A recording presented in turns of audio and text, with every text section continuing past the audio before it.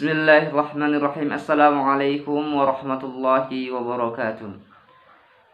Alhamdulillahirabbil alamin wahdahu wassalatu wassalamu ala asyrafil anbiya'i wal mursalin wa ala alihi wa sahbihi rasulillahi wa sallim ajma'in. Asyhadu an la ilaha illallah wahdahu la syarika lah wa asyhadu anna Muhammadan 'abduhu wa rasuluh la nabiyya ba'da amma ba'd.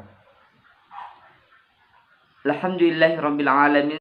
Segala puji kepada Allah Subhanahu wa taala, Tuhan semesta alam yang telah menciptakan sekalian manusia daripada Nabi Adam alaihissalam hingga nanti manusia yang terakhir Allah ciptakan. Yang mana pertama kalinya Allah menciptakan manusia langsung dari tanah, yakninya Nabi Adam alaihissalam. Baru manusia yang kedua, yakninya Hawa sebagai istrinya Nabi Adam alaihissalam, adalah berasal daripada tulang rusuk beliau.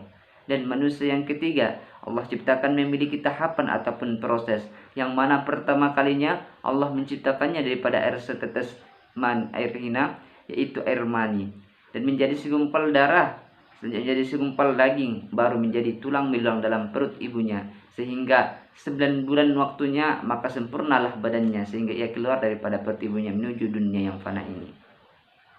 Dan Allah jualah yang telah menciptakan kita sekalian manusia di atas dunia ini, bersuku-suku, berbangsa-bangsa, bernegara-bernegara.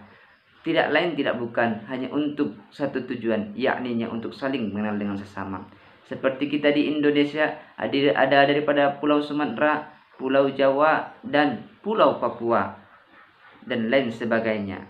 Dan seperti kita di atas dunia ini, berbagai negara, ada yang dari Eropa, Asia, dan lain sebagainya. Allah ciptakan kita semua bersuku-suku, berbangsa-bangsa, bernegara-bernegara adalah untuk saling mengenal dengan sesama. Dan dialah Allah Subhanahu wa taala yang telah menciptakan 7 lapis langit tanpa tiang dan 7 lapis bumi tanpa gantungan. Wa ma bainahuma, dan diantaranya lah kita selaku manusia Allah tempatkan. Dan salawat beriringkan salam marilah senantiasa kita hadiahkan kepada baginda alam, manusia terbaik di atas dunia ini, sebaik-baik manusia, manusia paling pemurah dan manusia paling pemberani, yakninya Nabiullah Muhammad SAW. Dan syafaat beliaulah yang kita harapkan nantinya di yaumil akhirah, dari dunia ini sampai nanti yaumil akhirah. Berlafzi Allahumma salli wa sallim wa barik ala sayyidina Muhammad wa ala ali sayyidina Muhammad. Saudara-saudari sekalian seiman dan seakidah dimanapun kita berada. Qala Allah Ta'ala fi kitabihil karim, A'udzu billahi minasyaitonir rajim, Bismillahirrahmanirrahim. Wa aqimus salata wa atuz zakata warka'u ma'ar raki'in. Wa thumma qala Allah Ta'ala fi ayatil ukhra, Innas salata tanha 'anil fahsya'i wal munkar. Shadaqallahul 'aliyyul 'azim. Shadaqa rasulun nabiyul karim.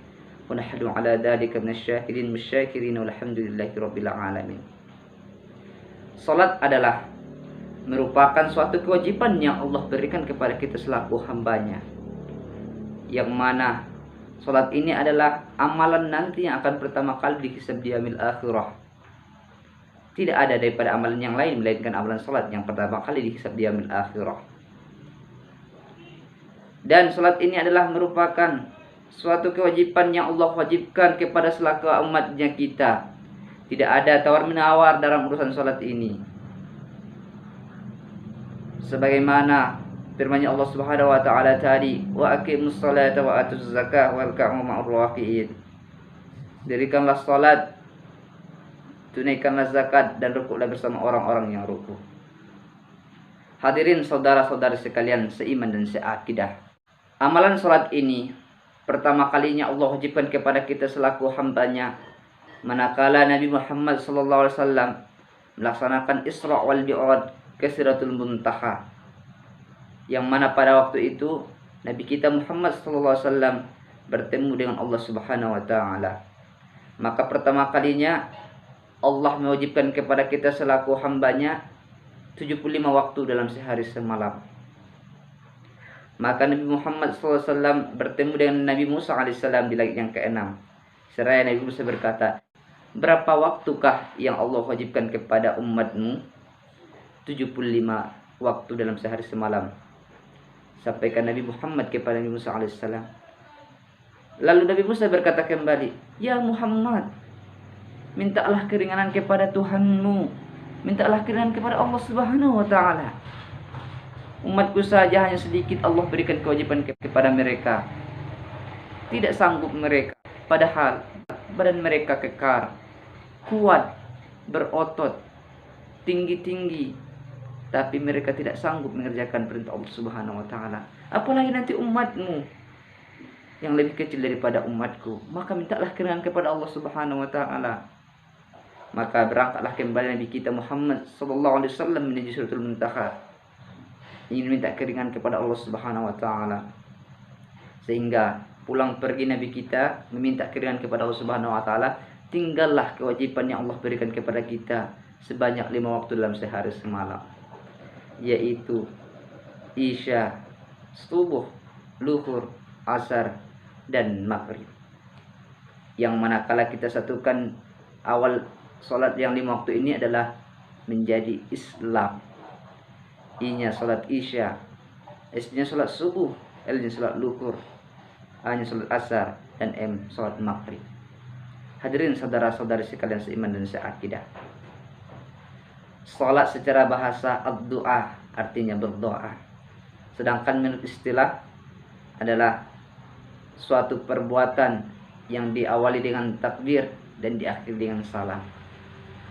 Hadirin saudara-saudari sekalian dimanapun kita berada, maka salat ini adalah sangat wajib kepada kita selaku hambanya.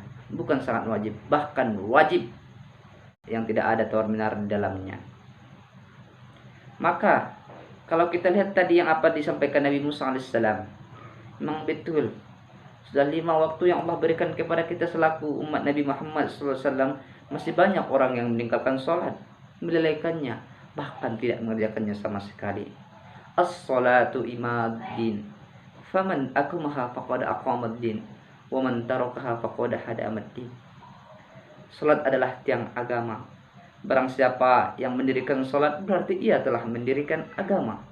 Dan barang siapa yang meninggalkan salat berarti ia telah merobohkan agama. Na'udzubillahi min dzalik. Man tarakas salata muta'ammidan faqad kafara dhihara. Barang siapa yang meninggalkan salat dengan sengaja, sungguh ia kafir yang nyata. Saudara-saudari sekalian seiman dan seakidah dimanapun kita berada, bagaimanakah syarat wajib sholat dan rukun sholat ataupun yang membatalkannya? Yang pertama, syarat wajib sholat adalah 4 perkara. Yang mana yang pertama adalah Islam. Kalau kita Islam maka wajib sholat. Yang kedua, balik atau dewasa. Yang ketiga, berakal. Kita mempunyai akal. Kita tidak orang gila. Kita tidak pingsan. Kita tidak mabuk. Maka wajib sholat. Dan yang keempat, mumayyiz. Mumayyiz adalah bisa membedakan yang benar dan yang salah, yang hak dan yang batil. Maka wajib sholat. Hadirin saudara-saudari seiman seakidah dimanapun kita berada. Yang kedua, syarat sah sholat. Yang pertama, suci daripada hadas. Hadas besar, hadas kecil. Yang kedua, suci badan, pakaian, dan tempat sholat. Kalau kita masih keadaan junub, kalau kita dalam keadaan haid, maka belum wajib sholat. Tetapi kalau sudah bersih, wajib sholat. Yang ketiga, mengetahui masuk waktu. Yang keempat, menutup aurat. Sudah kita ketahui bersama bahwasanya aurat laki-laki antara pusat dan lutut, dan aurat perempuan semua badan kecuali muka dan 2 telapak tangan. Dan yang keempat, mengetahui masuknya waktu. Misalnya salat zuhur jam sekian, salat asar jam sekian, kalau tidak ada waktunya belum wajib salat. Tapi kalau sudah masuk waktu berarti wajib sholat. Dan yang kelima, menghadap kiblat, yaitu Ka'batul Mukarramah. Tidak ada tempat yang lain setelah dipindahkan Allah Subhanahu wa taala daripada kiblat sebelumnya, yakni Masjid Al-Aqsa, berpaling kepada Masjidil Haram, yaitu Ka'batul Mukarramah. Hadirin saudara-saudari sekalian dimanapun kita berada. Dan rukun salat ada 13. Yang pertama, niat. Sebagaimana sabda Nabi Muhammad SAW, innamal a'malu binniyat wa innamal likulli imri'in ma nawa. Sesungguhnya perbuatan itu tergantung dengan niatnya. Yang kedua, berdiri tegak lurus. Tidak sanggup berdiri, silakan duduk. Tidak sanggup dengan duduk, silakan berbaring. Itu yang kita kerjakan. Yang ketiga, takbiratul ihram. 4, membaca Al-Fatihah. 5, ruku beserta tamakninah. 4, i'tidal beserta tamakninah. 7, sujud beserta tamakninah. 8, duduk di antara dua sujud beserta tamakninah. 9, duduk tahiyat akhir. 10, membaca tasawuf akhir. 11, membaca salawat atas Nabi. 12, salam. 13, tertib. Saudara-saudara sekalian, arti tertib dalam rukun salat adalah mendahulukan yang pertama dan mengakhiri yang terakhir. Adapun yang membatalkan salat, yang pertama, banyak bergerak. Bergerak dalam artian banyak di sini 3 kali sudah batal salat, 4 kali, 5 kali sampai seterusnya batal. Yang kedua, berkata-kata di luar bahasa salat. Misalnya orang Inggris salat dengan bahasa Inggrisnya, batal salatnya. Orang Spanyol salat dengan bahasa Spanyolnya, batal salatnya. Orang Eropa salat dengan bahasa Eropanya, batal salatnya. Orang Indonesia salat dengan bahasa Indonesia, batal salatnya. Bahasa yang resmi dalam bahasa salat adalah bahasa Arab yang telah diatur dengan dalam Al-Quran. Hadirin saudara-saudara sekalian seiman dan seakidah. Yang ketiga, terkena najis. 4, berhadas. 5, terbuka aurat. 6, membelakangi kiblat. 7, berubah niat. 8, makan. 9, minum. 10, tertawa. 11, murtad. Saudara-saudara sekalian seiman dan seakidah dimanapun kita berada. Artinya, sama-sama kita tarik kesimpulan bahwasanya amalan salat ini adalah suatu kewajiban kita selaku orang yang beragama Islam, selaku umat Nabi Muhammad SAW. Dan ingat, salat adalah pertama kali nantinya yang akan dihisab di yaumil akhirah. Tidak ada amalan yang lain kecuali amalan salat yang akan pertama kali dihisab di yaumil akhirah. Maka dari sekarang, wahai saudara-saudari sekalian, dimanapun berada, mari, yang mana sebelumnya kita malas sholat, mari. Yang mana sebelumnya kita melakukan sholat, mari. Yang mana sebelumnya kita jarang melaksanakan sholat. Akan tetapi dari sekarang kita tanamkan dalam hati kita melaksanakan sholat di awal waktunya dan tidak pernah lagi meninggalkan sholat tersebut. Dan kita di dunia ini hanyalah sementara. Tujuan kita adalah akhirah, di mana di akhirat adalah kehidupan yang kekal abadi, tidak ada lagi mati dan lain sebagainya. Maka tujuan kita cuma 2, surgakah atau neraka? Maka tentukanlah pilihanmu dari sekarang. Wahai saudara-saudari sekalian seiman dan seakidah dimanapun berada, surgakah untukmu atau nerakakah yang engkau cari? Mungkin sekian yang dapat saya sampaikan, kurang lebihnya saya mohon maaf. Wa akhiran, wassalamualaikum warahmatullahi wabarakatuh.